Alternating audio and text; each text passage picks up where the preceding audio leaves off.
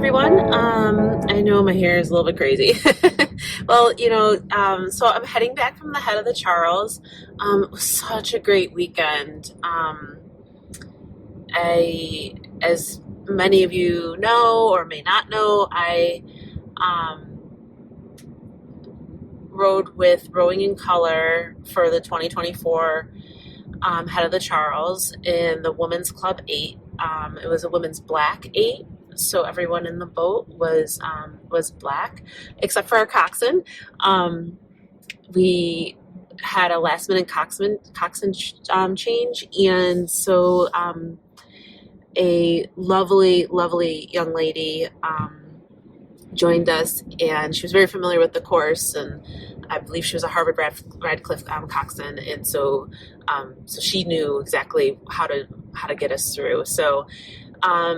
Just a recap of the whole weekend, I wanted to be able to just kind of take a moment to I did drive out to Boston, and on the way out, I saw the Michigan men's rowing trailer, which was pretty neat because then I kind of followed the trailer for quite a bit of the ride because it was just making it easier on me just to see the boats, and that was pretty exciting. So the trip, I headed out early. I got there on Wednesday evening because of my friends that I was staying with, so I was able to then kind of acclimate myself and take Thursday to be able just to kind of get some work done for the clinic. And then Friday went down to the course, and we practiced very late in the day. I don't think we got on the water until almost 4:30. It was pretty starting to be kind of dusky, kind of late. We were out there until about, maybe it was closer to 5. It may have been 5. We were out there from 5 until 6. We were out there for about an hour. We did go down, do the course. It was very windy at the start. I was a little bit worried because of the waves, and just kind of like the oars were kind of clunking against the waves. I was just afraid that I would crab out. So luckily no crabs caught all weekend long. And our practice was very, very good. We were rowing in a king rowing shell. Oh my gosh. So nice. I really, really enjoyed the feel. We were using the clip-in shoes, and it was really, really fun having shoes that fit. And that was really exciting. Such a different feel when you have shoes that are your size. We don't think about this from like a biomechanics standpoint. If you're in a shoe that's much larger than it should be, either the heel is going to be very, very low, or the potential is that the heel is going to be very, very high. If you're stuffing your foot all the way up into the shoe. So, for some people, if you're looking for that low heel position, you're going to put extra stocks in the top of the shoe, whereas like people who are looking for a little bit higher position would want to put the socks at the bottom of the shoe. Lower foot heel position will give you better quadricep activation at the catch, and have your catch be a little bit more quad dominant. When you raise the feet up, you get a little bit more of a glute dominant drive. So, but having shoes that fit really like improves the connection. So if you're having problems with connection in the boat, really maybe getting a pair of shoes that really are snug to your foot could change that feel 100%. It was nice not having my feet dancing around inside of a shoe.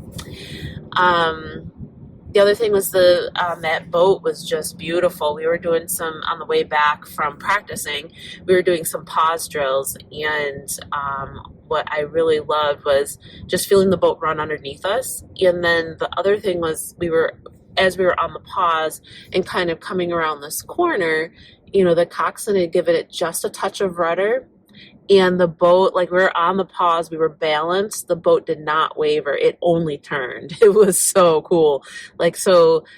Usually if you're on the rudder, you can get this tipping of the boat, and it was a combination of, coxswain skill and boat dynamics, boat building, So it was just the king boat. I've always enjoyed watching it. I had a team that I was coaching and they had one, and I always enjoyed the look of the boat through the water. It always looked so smooth and looked like it was riding really well. The trim of it, like where the water line kind of runs through on the drive, I've always enjoyed watching King and seeing that trim. So that was something that was exciting to kind of feel for myself. So we had a really great practice Friday night. We did some higher rate things, and then from there, Saturday morning we got to the tent. We were at the Rowing Color tent, which was right across from the Falls Bar. So we were kind of in the center of everything. We really had a great amount of people coming up to the tent asking about what Rowing Color is doing, and Rowing Color is really there to have the opportunity to present people of color in the rowing space, and really bring that thought to the forefront. A lot of times when you're someone of color in a boat, you are really the only one. You're a minority, so you're going to be a minority at the boathouse most of the time. So having this opportunity to row with other people of color is just amazing. And there was also, besides the Black Women's 8, there was the BIPOC 8, Women's 8, there was an Indigenous 4, and there was, I believe, a Men's 4 also. The Indigenous 4, they did such a beautiful job, represented so well, and so did the BIPOC 8. Everybody was just so sweet and kind. All of the athletes we were all excited. We've all been training together for virtually on Crew Lab, which has been really fun. We were supposed to post pictures of our monitors as we were doing our exercises. So say you logged a workout in Garmin, or you logged a workout on a treadmill in a gym, or you logged a workout on the water. So you would take a picture of that, you would post it in Crew Lab, add any details to it, and the whole team could see it. So it really felt like that was a really great way to feel like encouraged to do the workouts, or knowing that, because I left my notifications on. So if you turn the notifications off, it's probably not going to give you that same feel in Crew Lab. Anytime during my day, I could get pinged, and when I know one of my teammates is working hard, so that made it be exciting for me to go and get my workout done. I knew when my workout was done that they were going to get a message that I had completed a workout, and they could go in and see what I did, and I can comment on what they did. A lot of the athletes were still working with their programs or with their boat houses, so some people are taking 6Ks and getting PRs, and being able to cheer them on from afar, and then to get to meet everybody in person too is just amazing.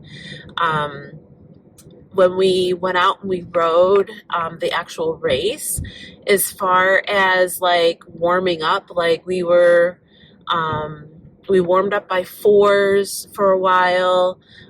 When they got on the powerhouse stretch, we were able to kind of warm up by 8s a little bit. The coxswain did an excellent job kind of rotating through the 4s, so I felt like I was really warm once I got up to the top. And we were sitting at the top, and we were kind of getting in line. We were about 38, I believe.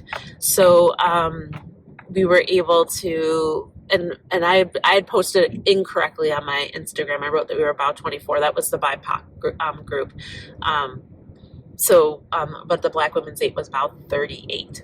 And we were able to kind of sit and get in, because the way that the head race works, you get down to the top, you kind of are in this warm-up area where you can continue to warm up, or you can go ahead, and if it's time to be separated by even and odd number bow numbers, just kind of bringing the boats down.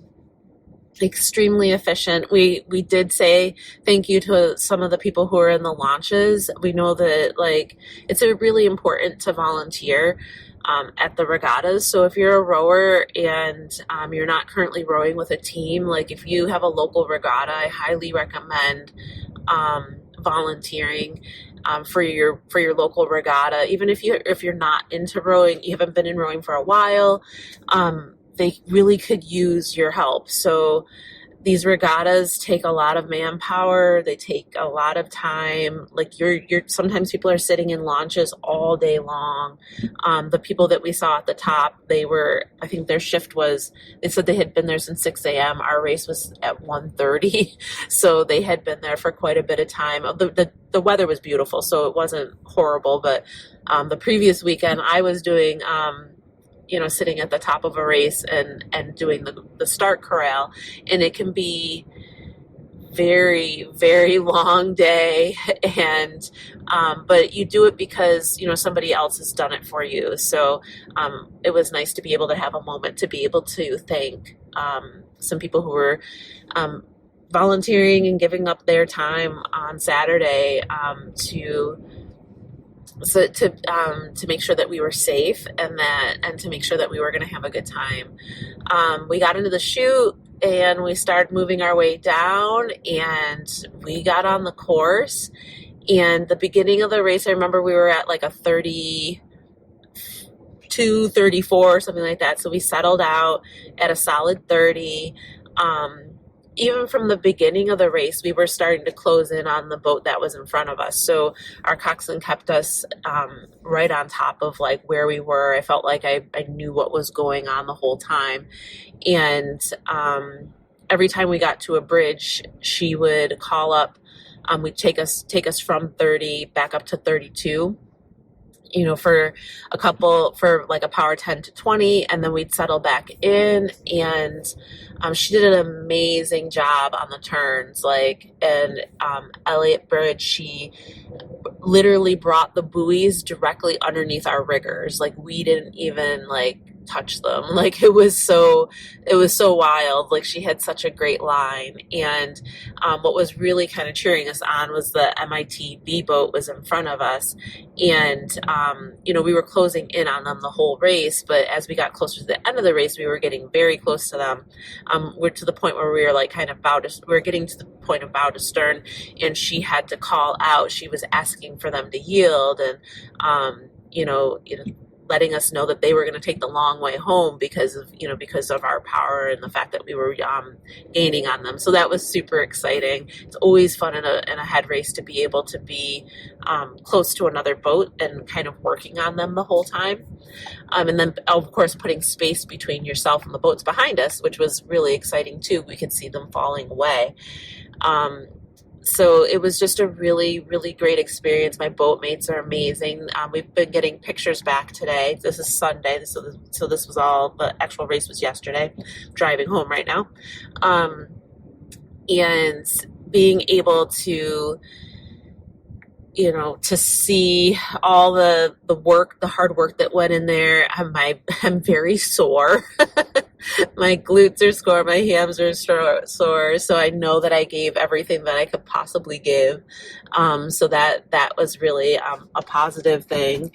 And being able to get excited about what's next. As far as this year, I've been competing quite a bit as far as I've been doing a lot of running. I ran 4 half marathons this year as part of a local challenge they call the 4 Seasons Challenge. So that finished up in September. Right after that, I dove headfirst because actually I was training for both the Head of the Charles and the half marathon at the same time. And then once the half marathon was done, I was concentrating on getting all my meters in for Head of the Charles. And now I just have a 5K for Thanksgiving, and I'm going to probably take it easy. Doing the Head of the Charles has always been something I've wanted to do, and this was definitely a life event. I'd highly recommend if you're a rower and you've you haven't done it, try to find a way to enjoy the Head of the Charles. I mean, this was the perfect weekend for it because I've coached it before, and like it's been raining and disgusting.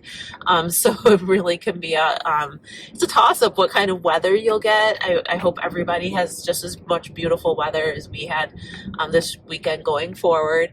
But I think that, taking the opportunity to kind of like reflect on the whole experience, training for it, the anticipation of it. Like, I was nervous yesterday, but when you're nervous, everybody kept saying, when you're nervous, you care about it. And so, I cared about, having a good race myself and being able to give a good race for the kids that were in the boat with me, because I was the oldest person, so everybody else was a kid. And we had a really, really great time, and I would love to do it again. And I had met a woman there who was, on, I think it was Friday, she walked by, and she had won the 80 plus women's event, and she had her medal on. And I had told her, somebody had asked me some questions earlier in the week, what would your 8-year-old Adrien think of what you're doing? And I was like, oh yeah, she'd think it's pretty neat. But I was then thought about, like, what would 80-year-old Adrien think about today or this weekend, and be like, maybe this is the weekend that sparked the fire of being that, to be in the singles race at 80. Like, to be able to show up, to be healthy, to be ready to row at 80 years old. I'm putting it out there into the universe that that's going to be me. And hey, why not win it? That would be amazing. But if I don't win it and I'm still in it, like, that would be amazing. So I guess I'm going to spend the next, 40 something years, or I guess not 40, 35 years. I'm going to spend the next 35 years getting really good at sculling in the single. I'm decent at it. I'd love to get really, really good at it so that I can get out there when I'm 80. So yeah, what's next? I don't know what's next. Something good is coming along, and I can feel it, and that will be what's next. And I'll let everybody know what that is when I know what that is. But I was just so thankful to be able to participate, and I'm excited to have met so many new, lovely, amazing rowers, and getting to know more people in the rowing community, and kind of being able to really share this love of the sport that I have with other people, and who also love it so much, and to kind of go from there. So I'm super excited going forward, and Rowing on the Square will have some new and improved things kind of going on, and once I know what those are, I will definitely let everybody know. And if there's anything that you want to hear from Rowing on the Square, whether it be prehab, rehab, or return to sport, biomechanics related, data related, type of things, as far as like erg data, and making sure that you're performing at the peak of what you can personally do, keep me posted. Send those questions in. So take care, everybody. I'm going to continue to work on getting home. I'm in a traffic jam, so hopefully it loosens up a little bit and can just cruise out. Oh, Tesla Cybertruck. They're so weird looking, but cool. I mean, everybody's got their thing. Like, I'm sure some people look at rowing and be like, that's really like strange, those skinny boats. So, so not hating on Tesla Cybertrucks. If you love them, amazing. But yeah, take care, everybody, and happy rowing. Okay, in the black hull, red shirts, boat number 37, MIT's Rowing Club. It's the largest non-varsity rowing program associated with any university in the country. And behind them, and very close indeed, is boat number 38.